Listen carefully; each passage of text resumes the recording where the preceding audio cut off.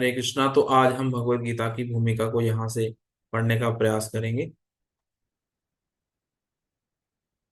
सिद्धेश्वर प्रभु जी, आप शुरू कर सकते हैं।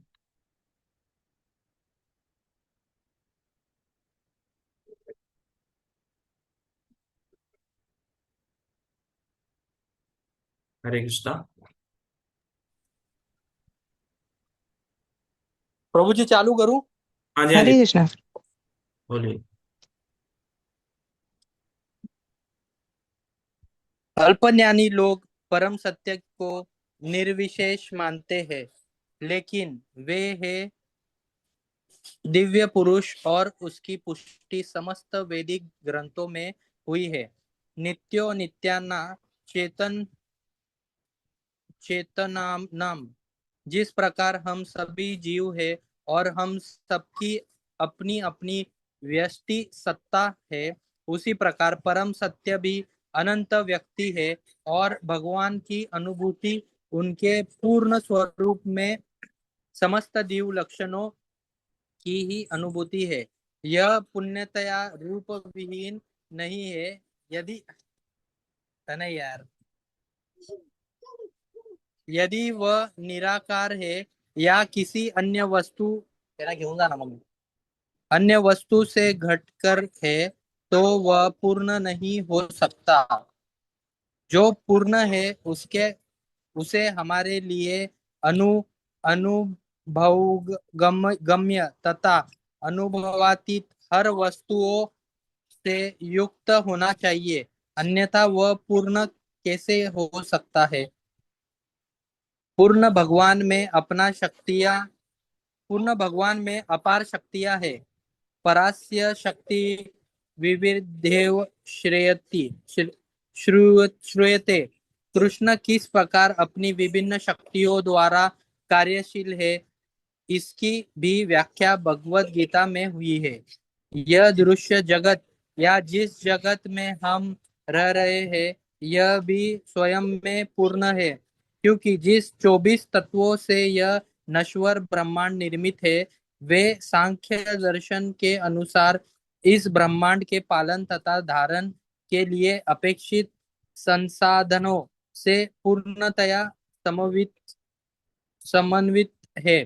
इसमें न तो कोई विजातीय तत्व है, न किसी भी वस्तु की आवश्यकता है।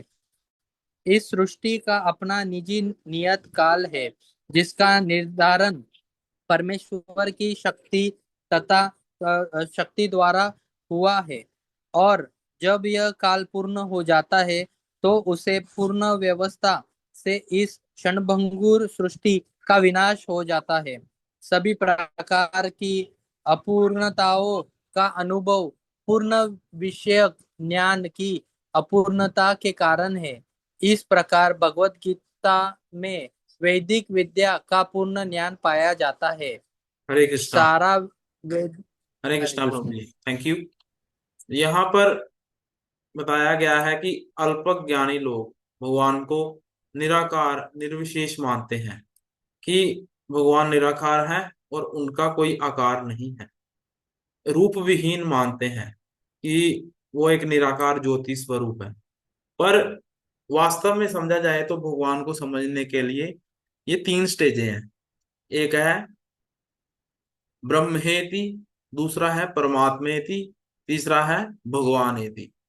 तो उसमें भागवतम में भी ये श्लोक आता है, ब्रह्मेति भगवान, परमात्मेति भगवानेति शब्दयते। यानी पहली स्टेज भगवान को जानने की है। जो छोटे लेवल के लोग हैं वो निराकार लेवल तक भगवान को जानने का, भगवान को समझने का प्रयास करते हैं कि भगवान एक निराकार ज्योति स्वरूप है। दूसरे लोग जो परमात्मेति यानी परमात्मा को जानने वाले हैं कि परमात्मा सभी में अंतर्यामी रूप में वास करते हैं। जैसे कि हम कह सकते हैं तीन प्रकार के जो विष्णु हैं, महाविष्णु, क्षीरोदक्षय विष्णु और गर्भोदक्षय विष्णु। तो जो क्षीरोदक्षय विष्णु है वही अपने एक्सपेंशन लेकर सभी के अंदर जाकर परमात्मा रूप में वास करते हैं तो ये सृष्टि चलती है। तो ये दूसरा रूप आ गया परमात्मा। तीसरा है भगवान इति। तो भगवान यानी भगवान कृष्ण, वो पूर्ण पुरुषोत्तम भगवान कृष्ण के बारे में जानना, यानी वो भक्ति के द्वारा ही संभव हो सकता है। तो रूप विहीन नहीं है भगवान, उनमें कई सारे गुण हैं, भगवान की शक्तियां अपार हैं, उसका वर्णन आ रहा है। तो ये दृश्य जगत जो कि क्या है, 24 तत्वों से बना हुआ है। तो ये 24 तत्वों को आगे हम पढ़ेंगे भगवत गीता की स्टडी में, डिटेल में जब हम जाएंगे तो इसकी पूरी स्टडी आएगी, 24 तत्व कौन से हैं। 13 चैप्टर में इसका पूरा वर्णन दिया गया है 24 तत्वों के बारे में। आइए आगे पढ़ते हैं हम यहाँ से। हरे कृष्णा। नंदिनी माता जी।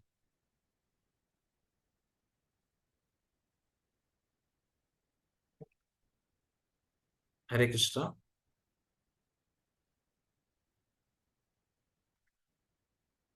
माता जी पढ़ सकते हैं आप।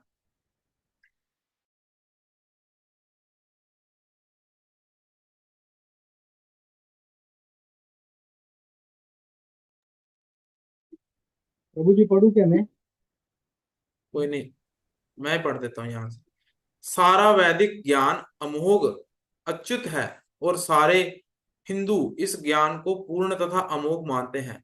उदाहरणार्थ गोबर पशुमल है, और स्मृति तथा वैदिक आदेश के अनुसार यदि कोई पशुमल का स्पर्श करता है तो उसे शुद्ध होने के लिए स्नान करना पड़ता है। लेकिन वैदिक शास्त्रों में गोबर को पवित्र करने वाला माना जाता है। इसे विरोधाभास कहा जाता है, लेकिन यह मान्य है क्योंकि यह वैदिक आदेश है, और इसमें संदेह नहीं कि इसे स्वीकार करने पर किसी प्रकार की त्रुटि नहीं होनी होगी। अब तो आधुनिक विज्ञान द्वारा ये सिद्ध किया जा चुका है कि गाय के गोबर के समस्त गोबर में समस्त जीवाणु नाशक गुण पाए जाते हैं। अतएव वैदिक ज्ञान पूर्ण है। कोई इस समस्त यह समस्त संशयों एवं त्रुटियों से परे है, और भगवत गीता इस समस्त वैदिक ज्ञान का सार है। हरे कृष्ण। तो यहाँ पर बताया गया है गोबर के बारे में कि जैसे हम कोई भी मल को स्पर्श करते हैं तो शास्त्रों का ये आदेश है कि हमें स्नान करना पड़ता है। पर जो गाय गोबर देती है उसको इतना पवित्र माना जाता है कि लोग अपने घर पे उसको लेपन करके अपनी दीवारों पर लेपन करते थे, अपने प्राचीन काल में अपने घरों में लेप करते थे कि वहां पर लक्ष्मी का वास होता है, ऐसे भी वो मानते थे। पर अगर उसको साइंटिफिकली देखा जाए तो उसमें जीवाणु नाशक गुण, यानी जो नेगेटिव बैक्टीरिया है उसको डिस्ट्रॉय करने के लिए गोबर बहुत कारगर सिद्ध होता है।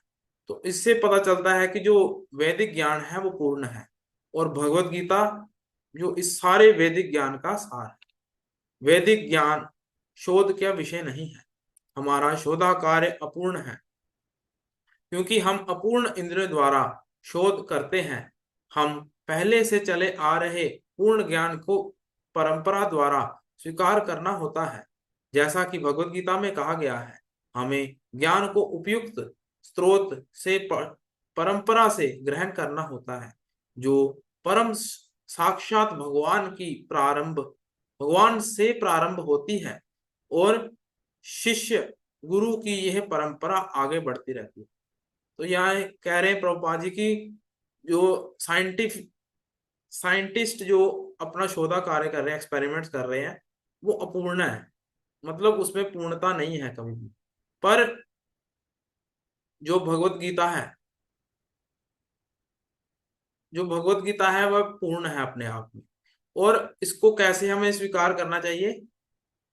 हमें स्वीकार करना चाहिए इसको गुरु शिष्य परंपरा में, यानी भगवान के द्वारा जो आ रही परंपरा है उसे हमें पढ़ना चाहिए। जैसे अर्जुन ने स्वीकार किया डायरेक्ट भगवान से, फिर आगे चल के चैतन्य महाप्रभु द्वारा वो परंपरा चलती आ रही है। तो यहाँ पर कहा है कि छात्र के रूप में अर्जुन भगवान कृष्ण के शिष्य ग्रहण शिक्षा ग्रहण करता है, और उनका विरोध किए बिना वह कृष्ण की सारी बातें स्वीकार करने लगता है।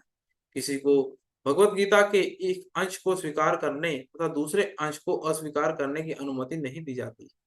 हमें भगवत गीता को बिना किसी प्रकार की टिप्पणियां, बिना घटाए बढ़ाए या विषय वस्तु के बिना किसी मनोकल्पना से स्वीकार करना चाहिए।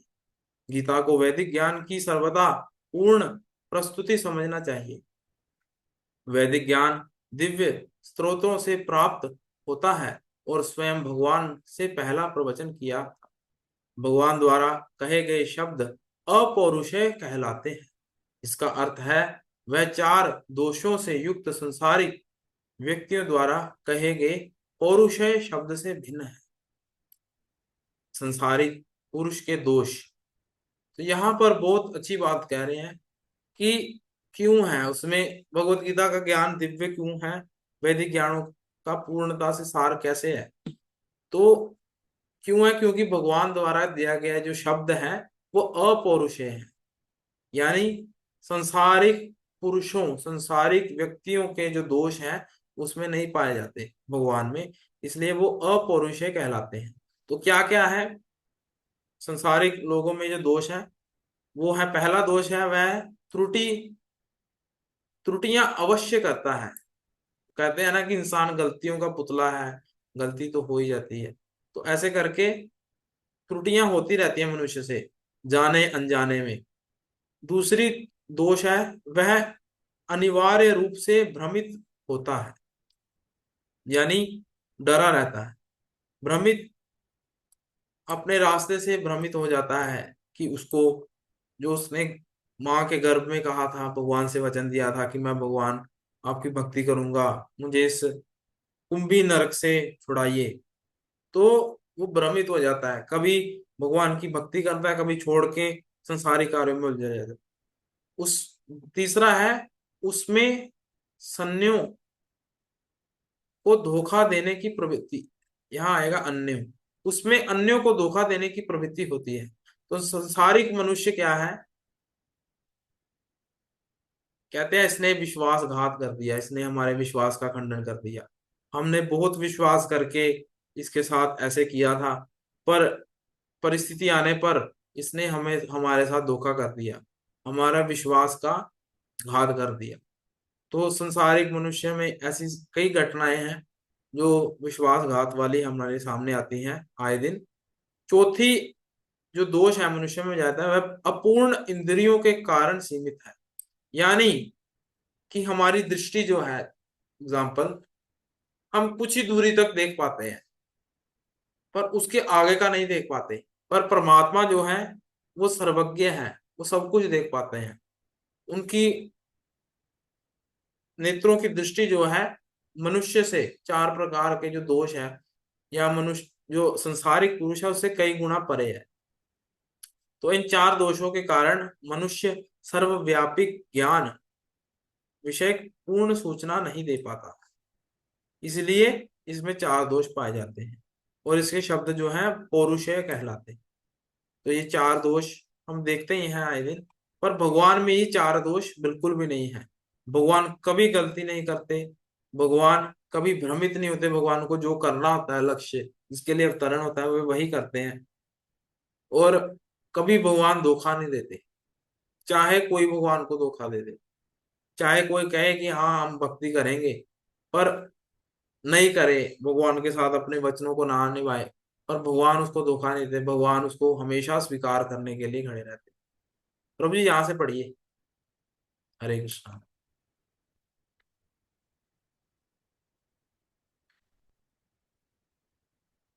सिद्धेश्वर प्रभु जी।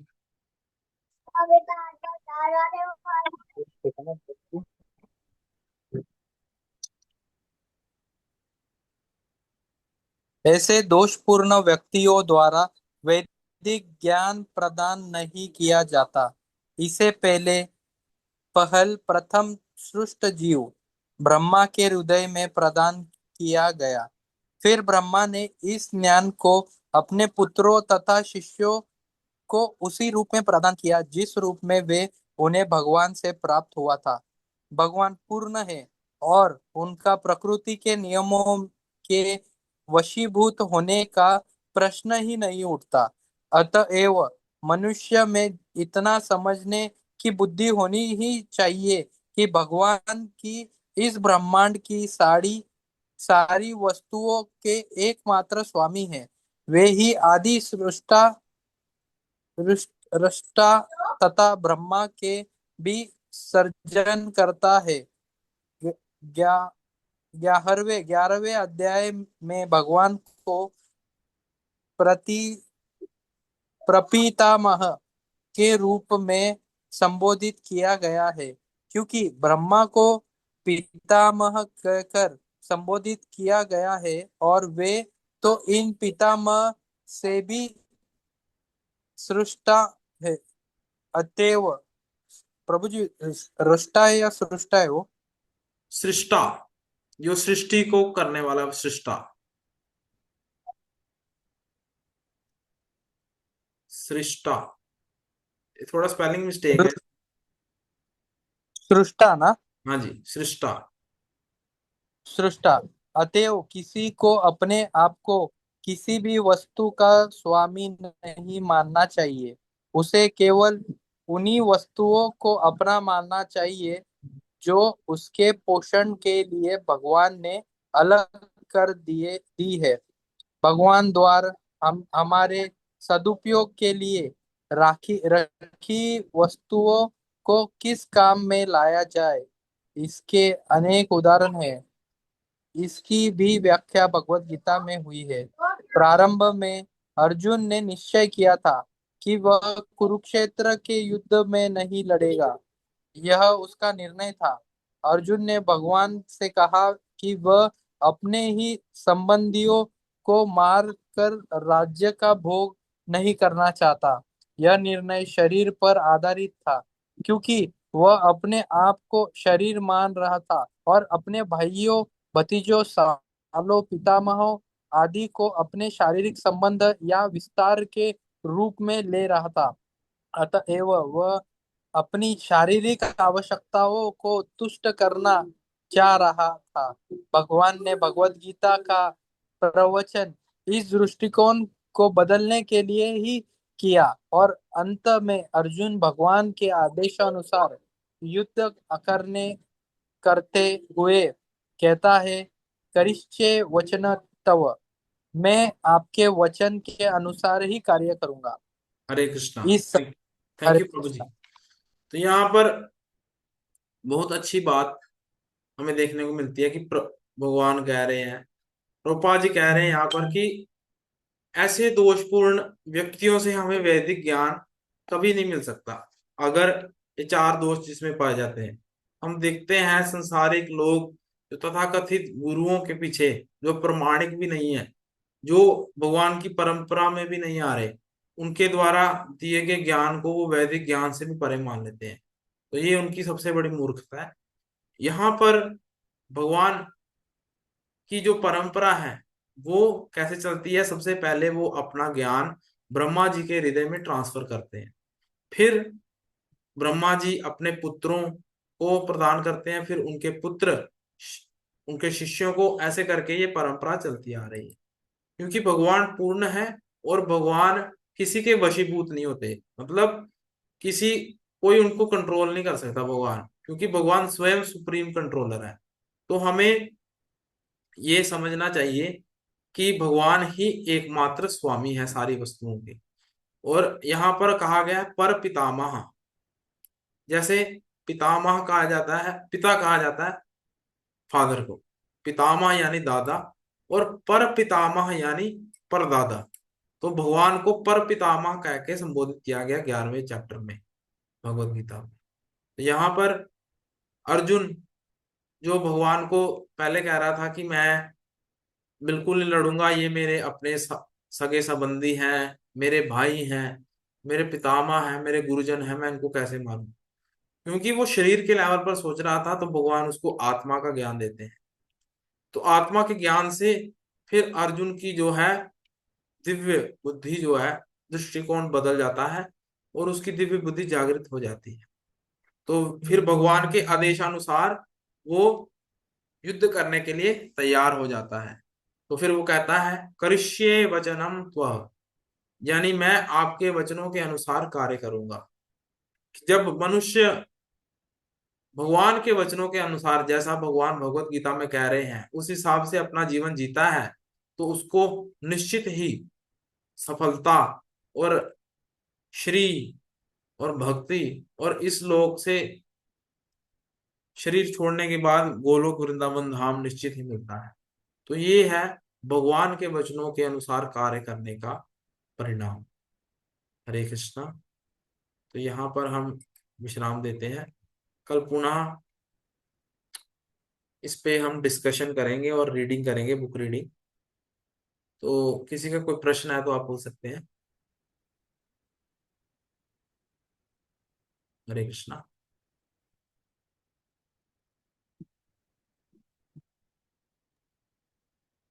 मेरा एक प्रश्न है। हाँ जी प्रभु पूछिए। हेलो। हाँ जी पूछिए प्रभु। प्रभु जी, मेरा एक प्रश्न है। पूछिए। हेलो। हाँ जी पूछिए पूछिए प्रभु जी, आ रही है आवाज। एक से आवाज आ रहा है आपको? यस आ रहा अ, प्रश्न मेरा ये है कि है। मतलब भगवत गीता मतलब लाइफ में एक बार पढ़ना ही चाहिए, ऐसा क्यों कहा गया है? कि सनातन में इतना इसका इम्पोर्टेंस क्यों है? क्योंकि पहली बात तो ये है, जैसे हमने पढ़ा भी आज, ये सारे वैदिक ज्ञान का सार है। यानी अगर हम वेद नहीं पढ़ सकते, चार वेद हैं, क्योंकि वो चार वेद जो है हमारे ऊपर से चले जाएंगे। उसमें इतनी संस्कृत, पहले उसको पढ़ने के लिए हमें संस्कृत को पढ़ना पड़ेगा। दस हम्म, बारह साल संस्कृत का पठन करने के बाद फिर जब हम वेदों के श्लोक को देखेंगे तो फिर हम उसको समझ पाएंगे कुछ मात्र। क्योंकि एक श्लोक को हम्म, समझने के लिए भी हमारी पूरी लाइफ जा सकती है। तो वो एक बहुत जो है डीप विषय है, उसको समझना बहुत कठिन है। तो भगवान ने ये हम्म, हमारे लिए इजी कर दिया है, क्योंकि कहा गया कि कलयुग में जो मनुष्यों की बुद्धि है वो इतनी ज्यादा एडवांस नहीं हो पाएगी। हालांकि हम कह रहे हैं कि हम फोन चला रहे हैं तो हम काफी ज्यादा एडवांसमेंट कर पाए, हम्म, पर हम वहां तक तो एडवांसमेंट नहीं कर पाए कि जो ब्रह्मास्त्र था उस युग में जब भगवान थे, जो एक ही बाण से कई बाणों तक चला देते। आज भी युद्ध हम देख रहे हैं कि भारत पाकिस्तान के बीच जो तनाव पैदा हुए थे, तो उस तक हम्म, एडवांसमेंट नहीं कर पाई टेक्नोलॉजी होते हुए भी। तो भगवत गीता जो है हमें इजी फॉर्मेट में भगवान समझा रहे हैं। तो पहली बात तो जो भगवत गीता वो आती है महाभारत में।